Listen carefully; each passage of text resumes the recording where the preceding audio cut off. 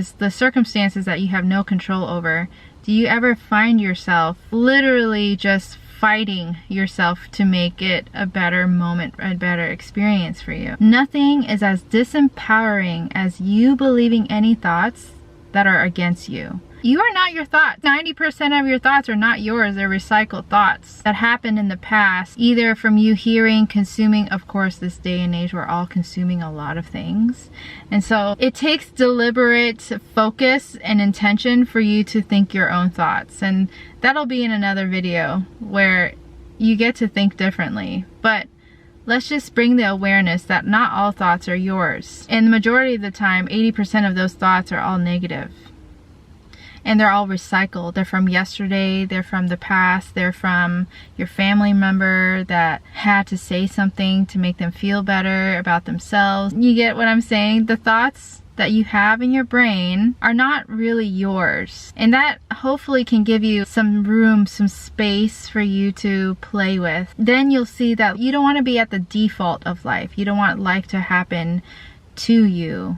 Rather, the truth is, and the people who are very successful and the people who are a natural beam, a natural light, the people that you want to be more around are the people who get that life is happening for them. Life is happening for you, not to you. If you want to take back the control of your life, your vitality, your energy, then and your confidence, overall confidence of how you're living your life and your day, your experience, and the enjoyment and pleasure that you get to take in living your life, then keep watching. So notice the voice in your head that goes, this is hard, I'm tired, I don't wanna, like, this voice sounds really real, and it's always operating on a loop. It's on a loop that gets stuck in our subconscious brain, and it just kind of goes back to some story that happened in the past. And here's what I'll give you permission. You don't have to figure out what happened, what necessarily was the exact moment when you were 5 years old and this so and so happened. Once I gave my clients this permission, they felt so much relief, and I'm giving you that permission as well,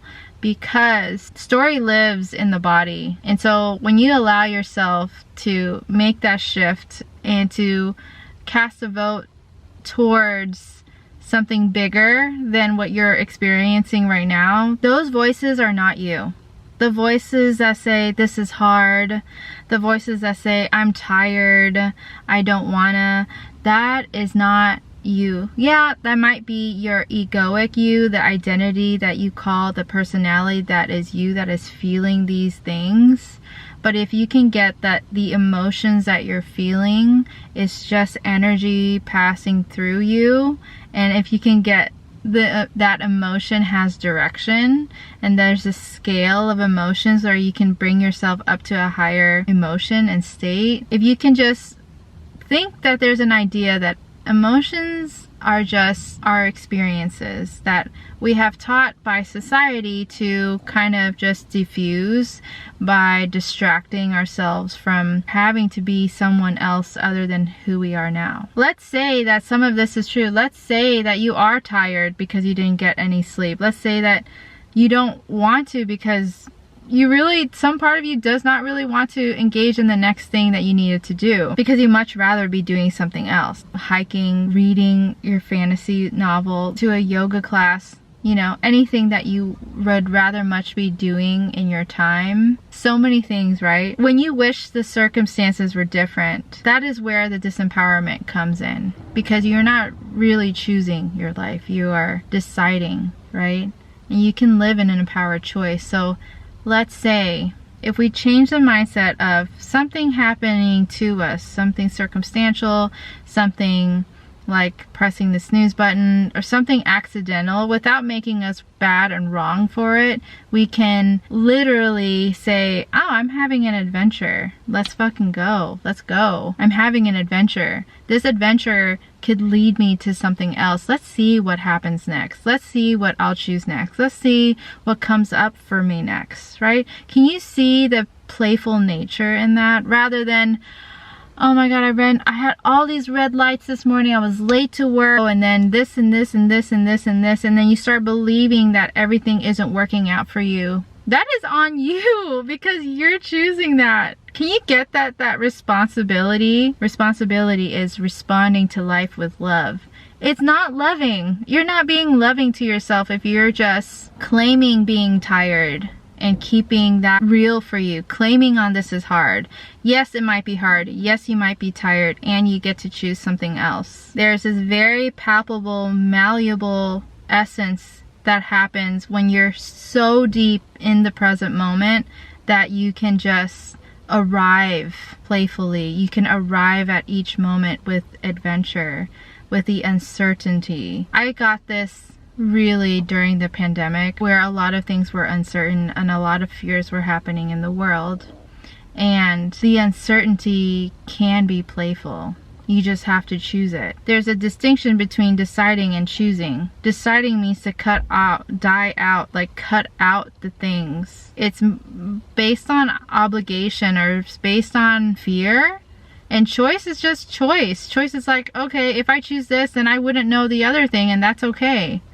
You're not exploring all the other possibilities because you powerfully chose that, and for no reason that you have to justify. You just simply choose. You can feel like there's a different power there, and that power is available to every single person. It just takes practice. It takes practice in knowing that you don't have to choose to be tired. You can choose to wake up earlier. You can choose to go to bed earlier. You can choose to not drink so much coffee to where you're crashing all day. You can choose all these things to experiment with and to get to know and love yourself with. And that is the beauty of our life. And our life is an adventure every single day, every single moment. You just have to choose. I'll share another story. I was a young mom, single mom, working 3 jobs, only 4 hours of sleep, having a huge dream, having a hard time.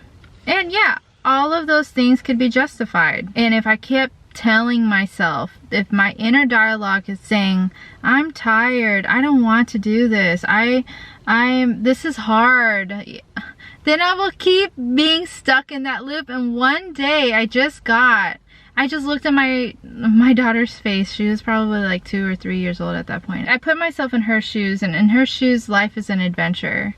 And if you really think about it, we don't outgrow that. We never outgrow that. I mean, it's sad if you outgrow adventure, because what is life then if it's not adventurous? That inspired me so much. It took me a long time to really get out of that mindset of I'm tired, I'm all of that, but the first step is to be aware of it. The first step is to become so aware, so keenly aware to when it shows up, what triggers that, and to deliberately make the change, the choice to change it. Snap out of it and say, no, I'm choosing adventure.